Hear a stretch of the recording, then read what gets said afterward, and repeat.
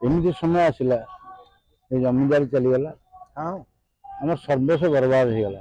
ओ कौन ता पछर थिला कारण कौन पे गला कौन नहीं से विषय मुझे तो छोट पिला थे मुझे जानी छोट हाँ से समय रे मोर बापांगर भी देह बहुत असुस्थ हो गला।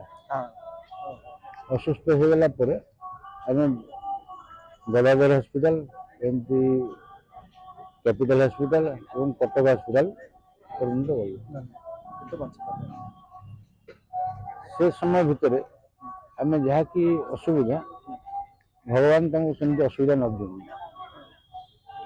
से समय मुझे पाठ पढ़िया आरंभ छाड़ी छाड़ी दले मैं सप्तम श्रेणी पाठ पढ़ा छाड़ी देती। सप्तम श्रेणी पाठ पढ़ा सप्तम श्रेणी पाठ पढ़ा छाड़ा पर मैं लिंगराज मंदिर को आसवा बाध्य होली जहाँकि आम परिवार चलिया असुविधा सम्मुखीन हल।